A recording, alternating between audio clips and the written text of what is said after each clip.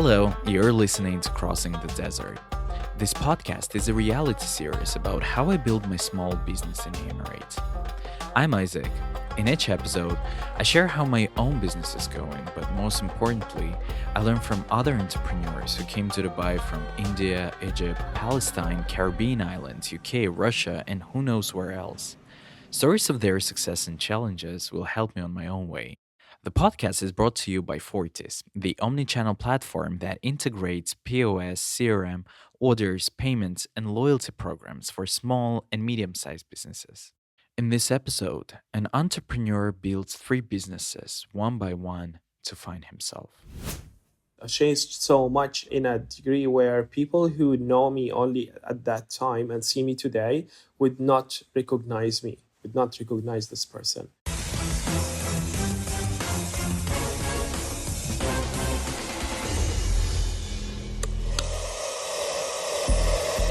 مرحبا شاركس، اسمي إبراهيم أبودياك، رائد أعمال من الأردن مقيم في بلدي الثاني الإمارات منذ عام 2010. أنا المؤسس والكرياتيف دايركتور لجوكس أسايد. جوكس أسايد هي فاشن براند متخصصة بالستريت وير. You will hear the story of Ibrahim Abudyak, the founder and creative director of Jokes Aside, and co-founder and creative director of Smash Room. He studied mechanical engineering, like typical Jordanian. Right after university, he went to work to Abu Dhabi in an automotive field. It was a quiet life, just like his parents expected him to live. Until one day there came a disaster. One day I walked in the office and mind you, I was like doing amazing with that job. I was like getting promoted consistently every year. I was the youngest country manager, sales and marketing for that international corporation that is a headquarter office in Dubai. Suddenly, I was walking the office one day. I said hi to my boss. He called me in and he's like, Ibrahim, you're fired. Take your stuff, leave the office. Kid you not, this way. Leave the office and the HR will call you to sort out everything else. It hit me really hard at that moment because a lot of things. First of all, that taboo of being fired, because for me, my family instilled in me that Ibrahim is an overachiever. He's just like always, doesn't fail, a role model for my siblings. And in a way or another, that took away a lot of my own childhood. My immediate reaction to that, getting fired and losing my job, I walked to a lake. There was a nearby lake by the office. I walked somewhere where nobody can see me and I start crying. I was thinking about how would my family would think about me, how would my wife at that time would think about me, how I would be able to afford the lifestyle, how I would be able to pay the credit cards, how I would be able even to stay in Dubai because, you gotta be sponsored. You need to have a visa and your visa usually comes with the job. Now, that was not really the peak because in a month or two from being fired, I went through divorce. So my 5 years marriage, 5 years job ended both at the same time.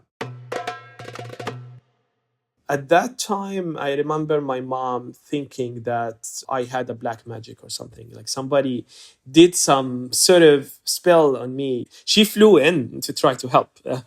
She flew in from Jordan to see if she can help. But I'm like, Mom, just... You know what? I appreciate the support. I appreciate the love. But let me navigate through this myself because I believe it's nothing that you could do about today. Yes, I'm afraid this is a point where parents couldn't help, and such problems have to be solved by relying on yourself. And as if often the case with enterprising people, the fiasco in the corporate world was a reason for Ibrahim to think about his own business. A few weeks later on, and I'm still trying to figure out what am I doing, I received a job offer from a better company with a higher salary, etc. And I had to say no because I needed to burn all these bridges behind me and to take control and basically change the narrative, at least for me as a person. I made a decision to be an entrepreneur. So all this drama was just a story started. At this time, Ibrahim was reading tons of literature to develop his mindset and knowledge.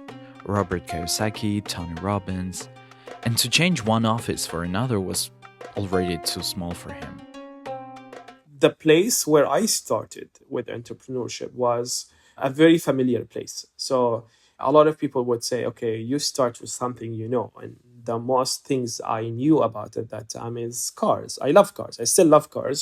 So my first startup was about the used car industry and sort of like the lack of trust in the consumer market between the used car dealers and consumers. I went in business with two of my friends who worked at the same company that I worked with. Lovely people. However, we were a very, very bad match. We were, in terms of skill sets, and even to a degree, mindset, because I was still developing mine, almost a copy of each other. And that is the worst thing you want to have in your business partner. Actually, you want to be as different as possible. It's complementary. You want to have similar mindsets in terms of like, how do you look at money? How do you look at business? How do you generate revenue, etc. However, in terms of skill sets, you have to be totally different. To resolve his partnership problems, Ibrahim hired a coach from Australia and started meeting with him on video calls. A lot of things that I've learned through that experience, if you're going into a business with someone, it's just like marriage. So you need to look at the skill sets, the mindset. I feel like there should be some sort of chemistry. So I'm not against starting a business with your friends, actually on the opposite. If you don't mind me spoilering, Ibrahim now runs business with his best friend. But what his coach taught him, despite all the chemistry in business, you have to have things written down. Being a Middle Eastern Arab thing is like, okay, we say it's barakah. Yeah, you just do it and you don't write it down. Okay, you just shake hands and that's it. Bullshit. No, and it's not about trust. Yes, I trust you, but we have to write it down, bro. It's how it's done. It's how it should be. Being, again, a naive entrepreneur at the start, I fell into that trap of shaking hands, going out, having a drink or coffee or food, whatever it is, talk about anything else. Last 5 minutes, you talk about business, you shake hands, that's it, you have a deal, and that's it. But there is no other sort of like, co-founder agreements, shareholder agreement, all these kind of things. So Ibrahim had to exit his first business without earned capital, but having gained experience. And after this defeat, he only further straightened his desire to become an entrepreneur. My mom will always say, Ibrahim, you are an engineer. What the hell are you doing? It always never fails to remind me that I am an engineer and I have to do something about that degree and in that field. It's a different kind of failure, if I want to say, but it wasn't, after all, a failure at all. It was already preparing me again for what is next. And what is next, if I haven't gone through that first experience, I wouldn't have gone to the next one. And what happened with the next one is that it just came organically. While still working his corporate job, he was doing self-development. He was reading books, listening to podcasts, signing up for workshops. One of them had the biggest impact on the changes that I was going through after, which is Unleash the Power Within by Tony Robbins. So I started reading about Tony and his work and watching videos. And then there was one program in London. During this program, you actually walk on fire. So I'm a fire walker. And with that, basically what you learn is the power of your mind and how much our minds are so powerful. 6 days immersive experience, came back with a fresh mindset, a really nice sort of support group. This network brought Ibrahim the idea for the next business. When I came back, there was a small group of people from Dubai who went to Tony's program in London. And they were doing some sort of like bi-weekly meetups, some sort of like to keep the momentum, to support each other.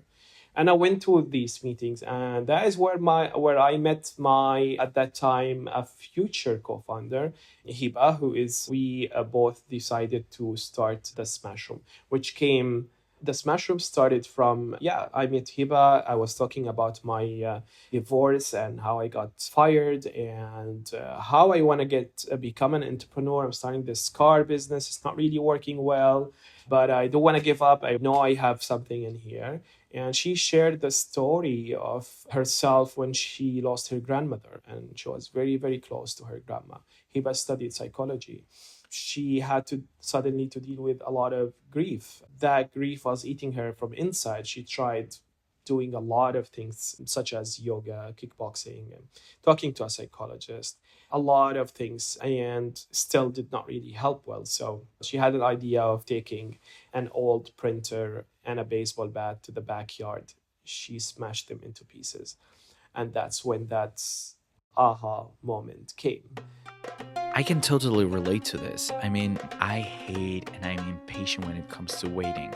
For example, even recently, I had to go to work trip, so my flight was at, I think around like 1 a.m. So I saw the text email that my flight was delayed, so it was 1 hour delay. So I went to the airport 1 hour later, but then it turned out it was delayed for 6 more hours. And for me, I hate this stuff. If it would be more transparent, I would know that, for example, those 6 hours, I could go to, I don't know, lounge room or some airport hotel and just sleep like 4 or 5 hours to keep my mental health state. But I couldn't sleep in the sitting position in the airport, and I was growing impatient, and oh god, that smash room would help me a lot. People need, we need that space where we can express our angerness and Hibab realize that this is something you can make business of. She took the idea to her family first, and they were all laughing about it. This is 2017. Her friends would say, "Oh, it's cool, but you can't. It's not a business idea. You can't make money out of that." I thought it's brilliant. I thought it's genius, and I thought it's so fitting for me. Especially again, not a long time ago, I'm still, dealing with that traumatic response to being fired and divorced at the same time. What I decided to do this time is to get closer, and we started hanging out. We became friends. And then when I understand that we actually can form a great business partnership together, I'm like, Hiba, let's do the smash room together. There is a feeling that in business, a lot depends on what partners you choose and how you build the partnership. So when I came to JP, I also asked him about the partnerships they had chosen for Fortis so that they could make their payment solution so functional. So we have 2 main partnerships going on at the moment, which are live, and I can talk about them.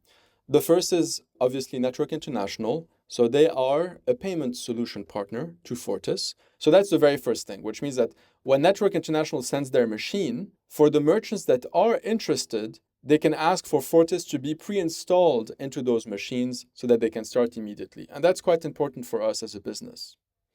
So that's the first partnership. The second partnership is with Serve. Now, Serve specializes in restaurant POS, restaurant point of sale systems. The partnership that we have built with Serve has a lot of potential and is very interesting because what we do for Serve is to simplify the checkout experience for the guests and the operations experience for the restaurant owner. So let me start with the latter. Let's say that you, Sasha, and I go to have dinner together and we decide to split the bill. The way that it will happen is we will see a bill, and then let's say that I took a Coke and a salad, and then the waiter is going to calculate what this amount is, and then I'm going to pay for it. And then he's going to go to you, and he's going to see, okay, she took French fries and a tuna salad and sparkling water. He's going to do the total, and you're going to pay for it. But at the end of the day, what you don't see as a customer is that restaurant owner or the operations manager is going to have to look at every receipt that he has, and then he's going to try to match that receipt to an order. So let's say that the order is of $50. He's going to have to find 3 receipts and match them to that $50 order. And this means that it takes at least an hour of their day trying to match payments to orders. And this is exactly what Fortis automates and digitizes for a restaurant owner. And the way that we do that is by enabling the payment of bills by splitting a check in equal parts or by item or by dish. And this is obviously done on our Smart POS terminal, where the waiter doesn't need to go back to his POS software in the middle of the restaurant or wherever it is. He can go directly to a table with his Smart POS device and then select whether or not the customers want to divide the bill by equal parts or by dish, and then automatically match every payment that he receives by part or by dish to the original order. So it simplifies the life of a restaurant manager. And it simplifies the experience of the customer because there's no manual calculation that needs to be done. Everything is automated and digitized. But let's go back to Ibrahim's story. Will his partnership with Hiba Balfaki and the second approach to business succeed? Well, let's find out. And that's how it started. 2018, the Smash Room launched its first location in Dubai. Today, 7 years later, we have 3 fixed locations and 1 mobile location in the UAE. We're the only one operating in this country and the first one in the Middle East even to start such business. Yes, we started with a handshake, but then immediately we both knew that we have to sign some sort of paperwork between us, and that started with a co-founder agreement before even establishing the company or starting any sort of paperwork. So I knew that from my first experience. My co-founder, my partner, is mature enough to understand that this is something, yes, that we have to do. It's ticking all the right boxes. Now, the challenge is, where is the money coming from? Because we did not have enough funds to actually start a business at that scale. It's a physical space. So you need to find a place, you need to pay rent for it, you need to hire people, you need to do the fit outs, you need to do blah, blah, blah, blah. All these things, that's a lot of money. We started pitching the idea to people we know or people we don't know. It was dead end. Nobody wants to give 2 idiots money to start a business that lets people break things in Dubai in 2017 or 18. Just nobody. Like, it's ridiculous. So eventually we pitched the idea to a family member, Hiba's family member, and to her friends. Luckily, we're blessed that they said yes. However, they pulled in the money. So it's not like one person, 5 different people pulled in that smaller amount of money, put them together. That was just enough for us to open the door on the first day. I hired people knowing that I cannot pay their salaries the first month. If I did not have customers, I don't have money to pay them. Thinking about it today and the way that I do business today, that was ridiculous. That was crazy. That was brave. Let's say that way. Yeah, that was brave. Yes, yeah. Ballsy, for sure, yes. But think about it. I had a vision. We both believed in the idea. We both believed that it would work. With that strong belief, bravery, and a little bit of stupidity too helps sometimes to sail through such scenarios. Because on day 1, we got 18 customers, and the rest is history again. We are into our 7th year. The brand is growing. A lot of people are now calling us, can I give you money? Do you want money? Banks are calling, do you want money? Do you want to borrow some money? I'm like, no, thank you so much. So yes, the beginning was very, very humble, very small. We found me and Hiba were driving at night around in Al Quoz, the industrial area, looking at signs on warehouses that says for rent and stopping everywhere and like picking the phone, calling these numbers, and like some of them were dodgy, some of them were not answering, some of them were like ridiculously priced, until we found the warehouse, which we actually still in since we started, the original warehouse location in Al Quoz. And I would say the Smash Room was one of the early creative businesses that was established in Al Quoz area. Before Al Circle Avenue was really a big thing, and before a lot of other creative businesses in Dubai started. And now there is Al Quoz Creative Zone, which is a government initiative to drive that, which we're so happy to see. But yeah, we were one of the early pioneers to start an unconventional business in what is it? It's an industrial area, it's a warehouse. And again, that came with challenges too, because being a warehouse, the license that comes with the warehouse, it's an industrial license. You cannot, but the Smash Home is commercial. So you want to transform that piece of property, land, and the approval process that comes with that from industrial to commercial. And that on its own was a bit of a hassle. Plus, obviously, getting approval to have the trade license, the company, to operate the company. It took us just about 3 months, where today, if you want to start a business and get your trade license, you can do it in less than 1 hour. You can leave with a functioning trade license and a business today. So massive leaps in terms of the changes that have done also to the ecosystem in here to support ideas and entrepreneurs. But yeah, at that time was a little bit tough. And I remember walking from one office to another, explaining what the Smash Room is about and looking at people's faces, how they look at us. And it's like, what are these idiots talking about? And what the fuck are they doing? Are they out of their minds? I remember a guy was like, literally was like, get alive. He was like, yeah, you're nuts. Go get alive. Okay, Heba and Ibrahim only had a month to get their first profit. Daring planning. Where did they get their first customers? PR. So we worked with the right PR partners at that time to launch the concept because, as you rightly said, such a dramatic business idea that nobody have seen. I'm not just talking about Dubai, I'm talking about the region. Even around the world, there was like a few places similar to the Smash Room, but not at the scale that we were looking at. Not at the processes, at the system that we have created. So we needed the help from very, very smart marketing and PR.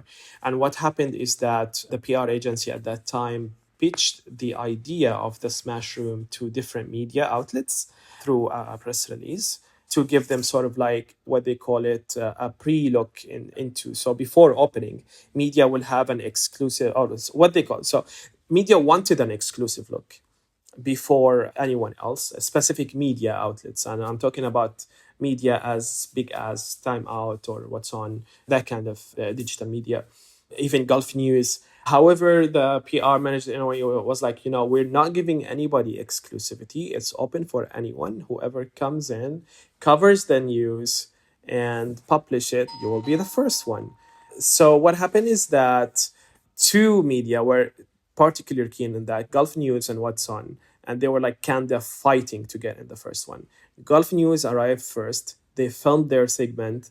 They went back and they wrote the story for tomorrow's newspaper. What's On came and went live on Facebook.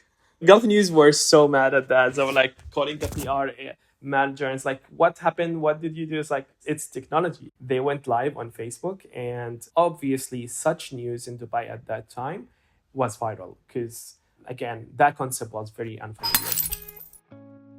Hey everyone, this is Ibrahim Abudyak. Welcome to the 5th episode of this series. Today is a special day. Today I'm taking you to a place that's very close to my heart, a place that I have built from the beginning with a lot of sweat, a lot of tears, a lot of probably blood.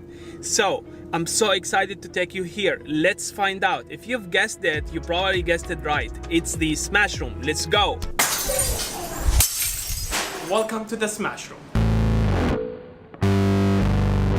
Let me tell you about the Smash Room. So it's a place where you can just come in and break things to release stress, feel better, have fun, and get that negative energy out of your system. You can hear it probably right now. You can see people are really having fun, are letting it out, and just probably having the best time of their lives. So let's talk about the 15,000 customers in just 2 years. Let's talk about more than 30,000 electronics recycled while after being smashed at the Smash Room. So it's not just fun, it's also environmentally friendly, because all of these electronics, we buy them from junk and then smash them. And because of that, the Smash Room has won 2 awards. The first one is the best alternative wellness therapy in 2019. The second one is the most innovative wellness startup, also in 2019. The Smash Room is located in Al Quoz industrial area in Dubai. First you come here, you walk in, and you are welcomed by a totally different vibe from whatever you see. That sounds like a lot of fun, but Ibrahim didn't keep his focus on just the Smash Room project for long. His creative brain had already started looking for something else. So yeah, I wear multiple hats and I love it. I realize that I can't do one thing. It's not me. And I will be like, it would be a crime if I just do that. I can't. My ADHD cannot survive that too. Part of my transformation journey that started with, let's say, officially started with being fired and divorced, I started exploring who I am visually and how to, what do I do with my style? What do I wear today? How my hair should look like? I was just a standard dude with wearing the standard stuff. And again, nothing wrong with that if that's your thing. However, it was never me. I never felt myself. And that is where my experimentation started. And let me tell you something, I did some weird shit. Like, I tried a lot of things until I really found sort of like created what I would say Ibrahim's unique style. I dyed my hair purple, for example. I was like a unicorn walking, like it was so funny. And then I did a mohawk hairstyle when like nobody does mohawk anymore. Yeah, exploring my own style came with a lot of adventures. Some of them were not the best looking on me, but I had to do that to understand what I really like and what I don't. And for example, the things that have stayed with me is nail art. I realized that I just love expressing myself through nail art. I realized that I look at my nails as if I don't have nail art, I feel naked. I feel my nails are just like a blank canvas and I need to fill them in with art, fill them up with art. The other part of that came is I really loved wearing colorful clothing. So whether it's really loud prints on shirts, graphics, loud graphics, lots of colors, very, very expressive. So yeah, I found myself really into streetwear specifically. I started collecting sneakers, and with collecting sneakers, one pair into another, you realize that, okay, today I have a pair that is like purple, tomorrow it's a yellow one, there's a pink one, there is a blue, and like, I don't have a gray sneaker actually, and I have 100 sneakers. Like, I'm not good friends with gray and brown. Like, I don't like neutral colors. And when you have this kind of footwear that I want to wear, I'm not collecting sneakers to keep them on the shelf display, and some of them are actually really, really valuable, but I collect them to wear them. So with that, you need to wear something with it. And this is, I think, how I discovered my natural gift of styling. So you know what? I start with the sneaker and then I build an outfit based on that. So okay, these sneakers, what kind of pants I should wear with, or shorts, whatever, what kind of top, how do I layer things, and then how do I add accessories to complement the look. And I started feeling really that I enjoy doing that every day.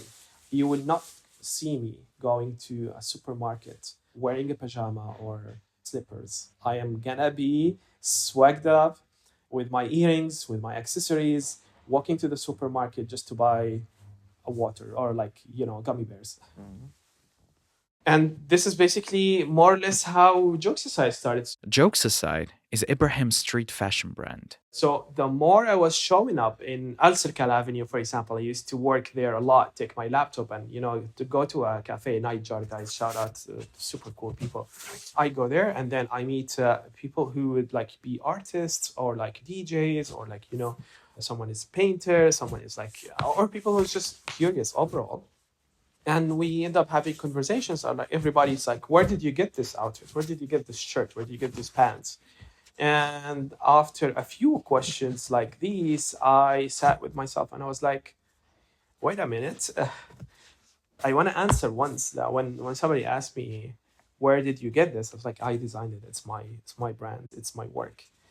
Plus the fact that now that I have established my style and my visual identity, I started to struggle to find more and more of these items that I would really love to wear and rock. And this is the major inspo behind Jokes Aside. Jokes Aside is self-expression. So it's about enabling people to be comfortable in their own skin and be comfortable wearing loud pieces, be comfortable using that style or that piece that they're wearing to start conversations, to actually help them be seen.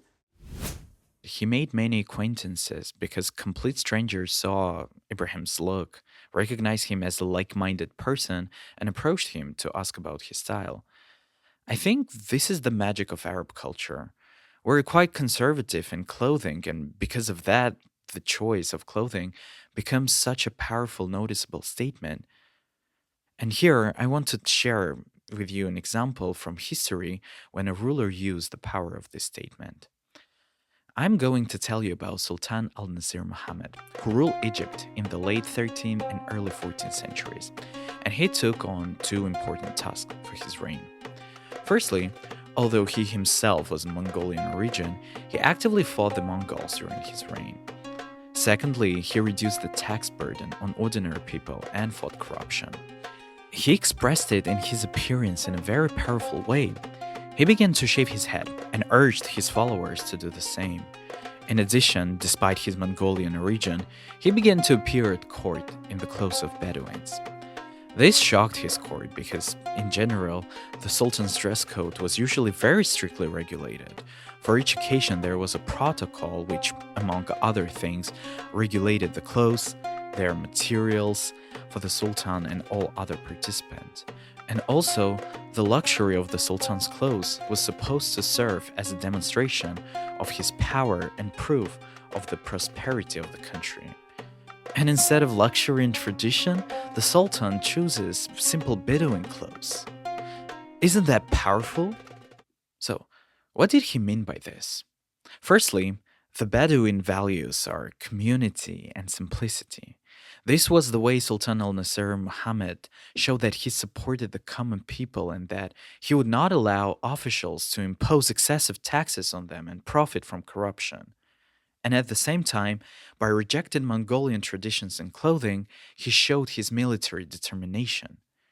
It is precisely because of strong traditions in clothing that deviation from tradition has such power. Similarly, when an artist or musician puts on clothes from the Jokes Aside brand, it is impossible not to notice them, not to see that they share values of their community. And I have an artist that bought a t-shirt. I remember she is Canadian, but she lives between Canada and Dubai, and she bought a purple t-shirt, one of our early edition that was sold out. And she took it to Canada and she was wearing in one of the streets. And she sent me, this is her words, she sent me a message saying, I'm very grateful. Thank you so much because your products helped me be seen as an artist. So people would stop her or like say, hey, compliment her t-shirt. And it's like, okay. And that gives you an opportunity to tell them about what you do. Hey, you know what? I'm a musician. I make music. Check it out on Spotify or whatever it is. So with jokes aside, I came in better equipped than my first startup with the automotive and then the smash room. Now I have years of experience, but that doesn't mean that it's all easy. Remember, again, it's a whole new industry. I did not study fashion design. It's self-funded until today, 100% self-funded. It's a very, very expensive industry to be self-funding, which I learned to realize a bit later down the line. It's also very slow, being a slow fashion brand. We are not a fast fashion brand. All our practices are very sustainable. Everything that we use is done locally. I buy the fabrics from the local market. We manufacture here in Dubai, very small numbers, using all local resources, local artists, local talent. I'm talking about UAE-based talent from different nationalities around the world. This means that the start was really tough because I did not really know where to start. I needed to figure out a lot of things. Find out a manufacturer, find out a fabric supplier, somebody to sample, an actual designer to do the technical drawings. I cannot do that. And then a lot of other things because the process is very, very long. Like today we talk about a collection from concept development into, sketches to sampling to production to being ready to go to market. We're talking about a cycle of at least 6 months. So it's a very, very slow process. And what I've learned is that what I did, for example, when it comes to fabric, I found the only fabric manufacturer / supplier in Dubai that is sustainable. They do, all their practices are sustainable in terms of manufacturing, in terms of supplying, all these kind of stuff. Plus, it's a local business.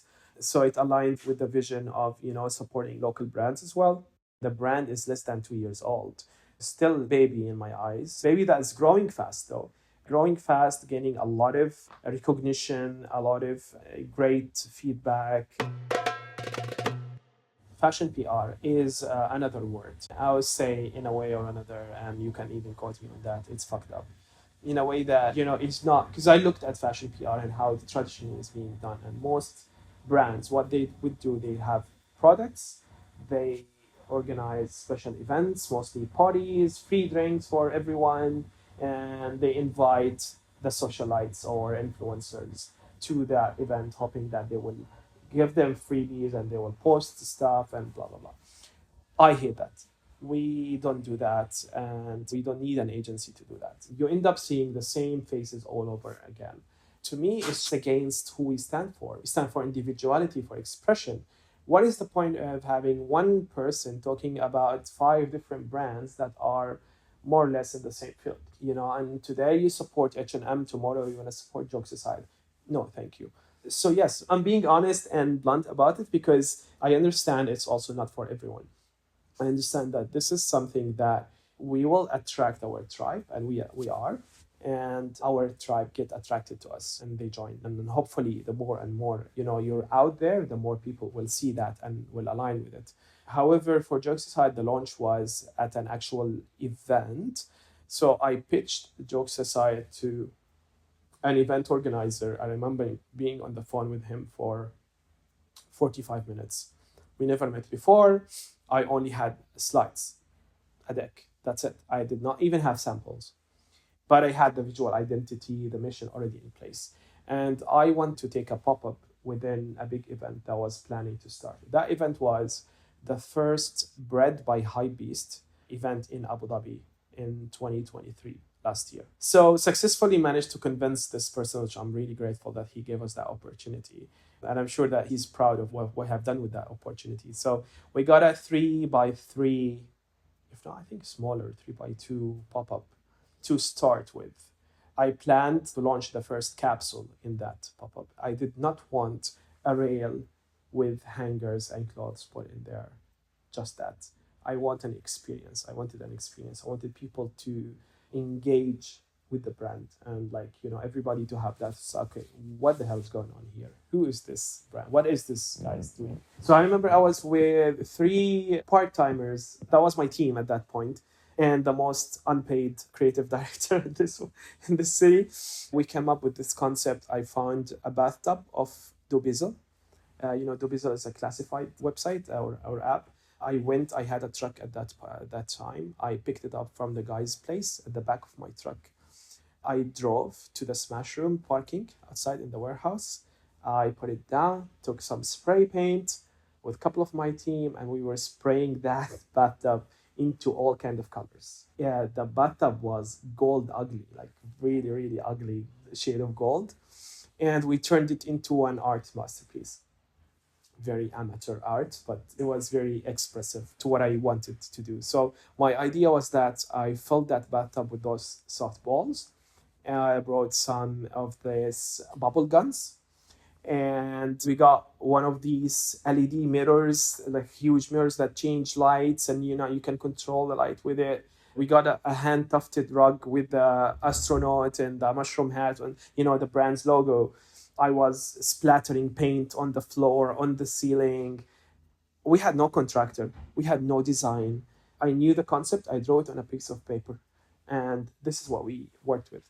So I remember everybody's got their contractors with their yellow vests and stuff. And I'm like, we're just wearing our normal clothes and there in the middle of all that chaos when people were actually trying to get their booths ready and talking about big companies like ASICS or New Balance or bigger brands and clothing brands. And there is this local company that a couple of guys and girls are painting and splattering paint on the doors. And I remember even having a security person coming. It's like, you're not allowed to spray paint on the door outside. I'm like, this is our booth. We're going to do whatever you want to do with it. I also remember that we had a huge fuck up with the production because until day 1 of the event started around 5 p.m. or so.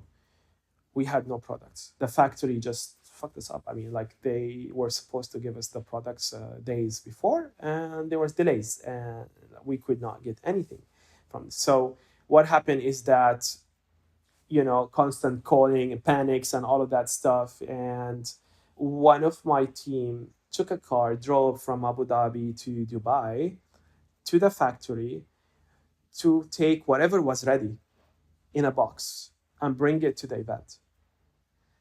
We didn't have like barcodes, we have no POS system, none of that was there. And we sold on the first day, we sold a few t-shirts. And what happened is that every day a person would go to Dubai, pick up another batch from the factory and bring it to until we had a decent amount of stock. But on the last day, we got sold out. Our now best-selling t-shirts, the print t-shirts and also the sublimation print shirts, were all gone. We had like odd sizes, like 1 or 2 pieces. And like we had people saying, oh, I waited until the last day. I wanted to get that purple tee that you had, or the pink tee, or the green one, and you don't have it anymore. And mind you, we sold t-shirts for almost $100 at that time. But people saw the value, and even like the finishing, the quality, not just of the artwork, the material quality, the fabric quality, the finishing quality. Yeah, the factory screwed us up with the delay, but the finishing was really great. So at least I have to say, I still work with the same factory. However, that turned into one of the greatest relationship with them, to be honest. I still struggle with reliability in terms of like delays and all that stuff, but I've learned to work around it and to work with it, because I couldn't find another factory in the country that would deliver the same quality. We switched the t-shirts to a lighter fabric. The one that I'm wearing today is a much lighter fabric that you'll be comfortable in Dubai summer. I mean, there's no fabric that makes you feel comfortable in Dubai summer. Very bold, But very bold statement. Yeah, but it's not going to make you sweat as much as a thicker fabric. If I look at Joxicide today compared to last year, there's massive leap in terms of systems and processes. Today, we have, for starters, we have barcodes, we have system, we have a POS system, we have our online store is functioning. We are also in 3 or 4 different retail stores in the city, which we never had presence before. We participate in bigger events. We designed one t-shirt for 25 Hours Hotel, which got sold out as well. So all of that, I realized that I cannot do on my own. So what I did is I brought a person who his whole experience was in retail. And I appointed him as a brand manager. Muhammad, if you see this, I'm very grateful to you, to what you have done so far, because it helped change a lot of things. There is so much you can do as one person, no matter how talented or dedicated you are. There's this much that you can do. And this is when you start, delegating and like giving the work to the person who knows it better than you, then that's when the business will start growing. So Muhammad is taking that brand to the next level.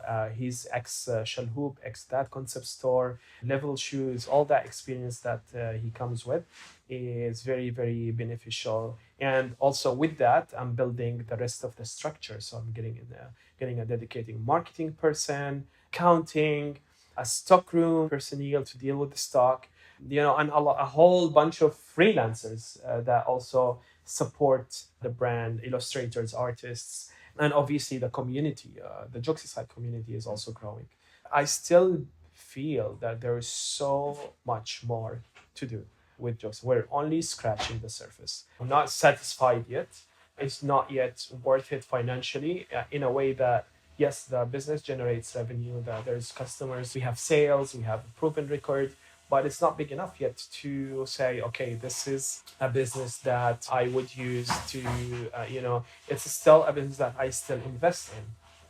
So I'm still like feeding the business in rather than taking money out of it. And mind you, I still, like on the books, I know I've learned this again. I've dedicated a salary to myself, but that was never paid yet. So I've never taken a dime out of the business, but I see the potential. whether it's in terms of the size, whether it's in terms of financials, in terms of scaling. I told you about the vision, the dream.